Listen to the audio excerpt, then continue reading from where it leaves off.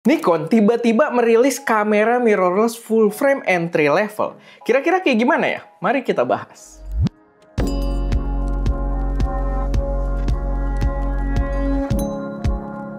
Halo semuanya, selamat datang di channel SM Media dengan gue Erwin, dan pada video kali ini gue pengen bahas singkat aja seputar kamera mirrorless entry level di kelas full frame yang baru aja diluncurkan oleh Nikon. Jadi kita dikasih surprise ya, belum lama habis lebaran kita langsung kedatangan kamera baru. Walaupun di Indonesia sih belum bisa langsung beli seperti biasa, kita akan belakangan. Tapi menurut gue ini kamera yang akan lumayan menarik juga buat dipertimbangkan. Tapi sedikit disclaimer dulu, ini bukan video review, gue belum nyobain unitnya. Jadi kita berdasarkan informasi-informasi yang memang beredar aja di luar sana gitu, dari review-review luar atau dari artikel-artikel yang ada. Cuman kan secara spesifikasi tidak berbohong juga yang bisa kita bahas di sini, apakah menarik atau tidak.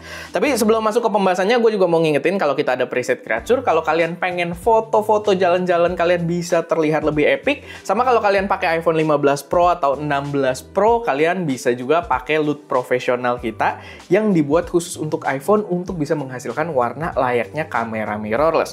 Kalau kalian udah tertarik, langsung aja cek link yang ada di deskripsi. Oke, balik lagi ke pembahasannya sendiri. Jadi, yang baru diluncurkan ini adalah Z5 Mark II. Jadi ini adalah Z5 Mark II gitu ya, yang secara positioning dia adalah kamera entry level di jajaran full frame. Cuman gini, gue udah bahas ini berkali-kali dan gue akan menyebutkannya lagi. Gue memang melihat Nikon itu ke full frame-nya tuh kayak anak kesayangan banget gitu ya. Mereka memberikan gebrakan-gebrakan yang seru-seru tuh biasanya di full frame-nya. Walaupun di kamera ini mungkin tidak ada teknologi baru yang dikenalkan, tapi menurut gue secara keseluruhan ini adalah kamera yang secara value tuh sangat menarik gitu. Dibandingkan, kalau dari gue pribadi, dibandingkan gue melihat jajaran APS-C-nya mereka gitu. Dan Z5 Mark II ini menurut gue akan jadi kamera yang sangat-sangat menarik. Dan untuk harga sendiri, dia walaupun entry level memang agak lumayan tinggi juga ya. Dia di 1.700 US dollar. Dan mungkin dengan kurs kita yang terus melemah gitu kan, harganya bisa nanti mungkin akan lumayan sulit terjangkau juga, walaupun ini adalah full frame entry level.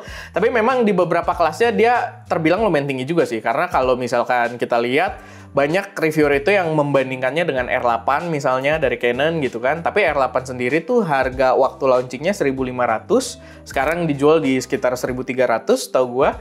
Sedangkan ya kamera ini di launchingnya si Z5 Mark II ini adalah di 1.700 US dollar. Jadi memang terbilang agak tinggi, tapi speknya sangat menarik, so kalian wajib ikutin. Pertama dari sensor yang dibawa. Sensor yang dibawa ini lumayan seru, walaupun emang agak kentang juga. Cuman, walaupun dia Z5 Mark II, dia meninggalkan sensor Z5 yang pertama gitu ya. Jadi dia nggak pakai sensor yang sama, dia beralih upgrade ke sensor yang lebih tinggi, yaitu adalah sensor yang digunakan di Z6 Mark II, karena Z6 sudah sampai Mark III ya. Jadi dengerin, ini adalah sensor yang dipakai di Z6 Mark II sama Nikon ZF. Ini adalah sensor yang lebih bagus dibandingkan dengan Z5 yang pertama, karena Z5 yang pertama itu di pembahasan review luar katanya emang sensor yang udah dipakai dari zaman DSLR juga. Jadi ini adalah sebuah upgrade yang lumayan worth. Sama dari sensornya ini, dia juga udah membawa built-in stabilization alias IBIS gitu ya. Dimana pada jajaran entry level full frame di kelas dia, itu kayak si R8 tadi yang sempat dibahas juga, itu tidak ada IBIS-nya gitu. Jadi mungkin dengan sedikit price gap yang si Nikon ini lebih tinggi, paling nggak langsung terlihat di sensornya dia udah bawa IBIS juga. Walaupun masih berkaitan dengan sensornya, agak disayangkan dia tidak ada teknologi baru kayak si Z6 Mark III ya, dengan partially stack sensornya. Dia biasa aja. Ini mungkin nggak biasa sih, cuman ya backside illuminated sensor gitu ya, sensor-sensor flagship yang memang udah lumayan lama dibawa juga. Jadi ya tidak ada gebrakan gimana-gimana, kecuali kalau kita lihat di generasi barunya Z5, dia bawa sensor flagshipnya generasi yang lama juga gitu. Jadi ya menurut gue lumayan oke lah, plus ditambah IBIS-nya tadi. Cuman gue ngelihatnya sih dari segi foto juga lumayan gokil ya, walaupun tadi tidak stack sensor, sensor readout-nya mungkin nggak terlalu cepet, tapi dia membawa mechanical shutter yang menurut gue lumayan mengagumkan, karena dia mechanical shutter-nya itu up to 14 frame per second, Untuk kalau kalian nge-shootnya JPEG, sayangnya ini dibedakan, tapi kalau kalian nge-shootnya RAW, itu dia up to 11 frame per second. Yang kalau kalian udah terbiasa bermain dengan kamera mirrorless, sebenarnya angka tersebut biasanya dibawa sama kamera-kamera APS-C flagship gitu. Dan kalau di APS-C, mungkin shutter mechanical kenceng itu sangat diwajarkan karena ukuran shutternya juga kecil ngikutin sensornya. Sedangkan di sini dia full frame, dan dia up to 14 frame per second gitu untuk mechanical shutternya. Dan dia berada di ranah entry level, jadi menurut gue ya ini lumayan cepet sih, lumayan mantep. Tapi kalau untuk electronic shutternya sendiri, dia up to 30 fps kalau kalian pakai JPEG. Cuman kalau pakai RAW, dia cuma sampai 15 fps. Tapi balik lagi, karena dia belum partially stack sensor atau embel-embel stack sensor lainnya gitu ya, apalagi global shutter ya nggak mungkin. Dan dia jadinya kurang rekomen untuk digunakan dengan electronic shutternya gitu. Jadi kalaupun gue itu pernah soalnya hunting nyetrit waktu itu di Jepang pakai kameranya Fuji gitu kan, dan itu pertama kali gue mempelajari kekurangan electronic shutter gitu. Jadi foto yang sekali-sekali pun nggak usah burst gitu ya, yang sekali-sekali pun itu selama objeknya bergerak hasilnya akan busuk gitu ya, hasilnya dia akan melengkung.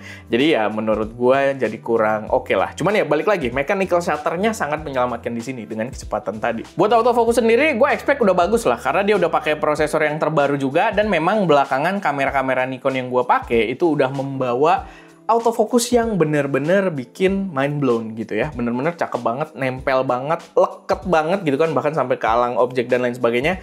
Dia bisa berpikir dengan rasional gitu dari segi autofocusnya. Jadi ya, walaupun belum cobain, tapi gue punya ekspektasi si Z5 Mark II ini termasuk memiliki autofocus yang sangat bagus. Nah, buat videonya sendiri juga ini gokil banget ya. Buat para konten kreator atau videographer, gue rasa ini juga jadi kamera full frame entry level yang worth juga untuk kalian pertimbangkan. Karena pertama, dia dibandingkan yang dulu, kalau nggak salah yang dulu itu dia masih pakai flip screen, sekarang dia udah pakai, dulu dia pakai flip screen sih, bener.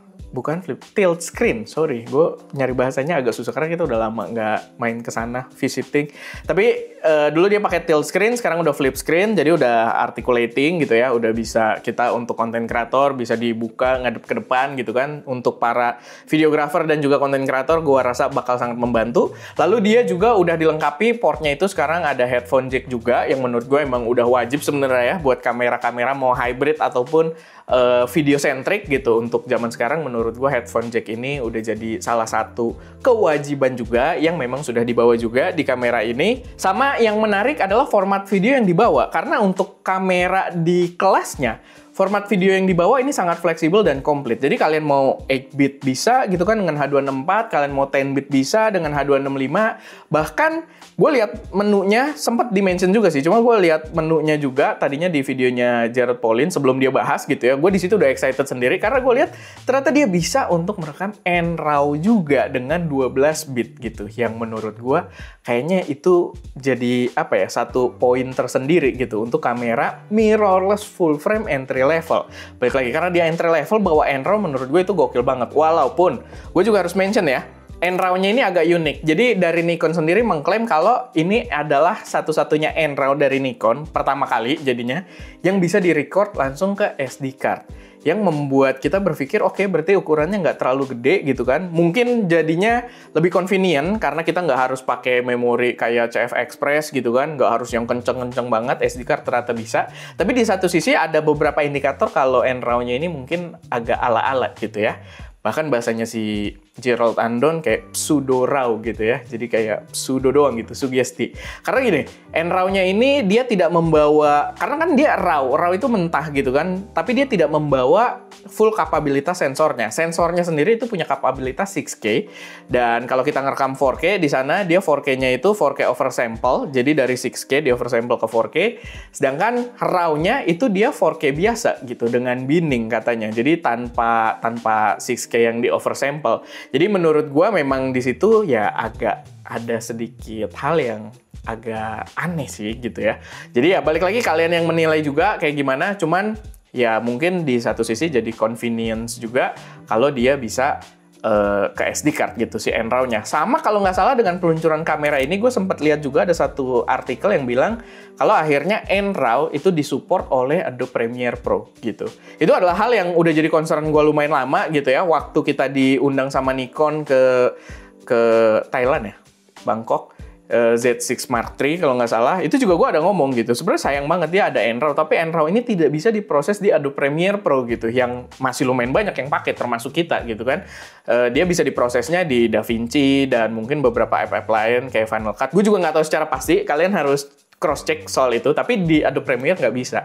Dan sekarang akhirnya udah bisa gitu, udah support Adobe Premiere untuk ngebuka si nRAW ini. Jadi ya akan lebih flawless lah gitu. Cuman note juga tetap harus diingat kalau nRAW-nya ini agak rada-rada gitu ya. Ada beberapa hal yang masih agak membingungkan.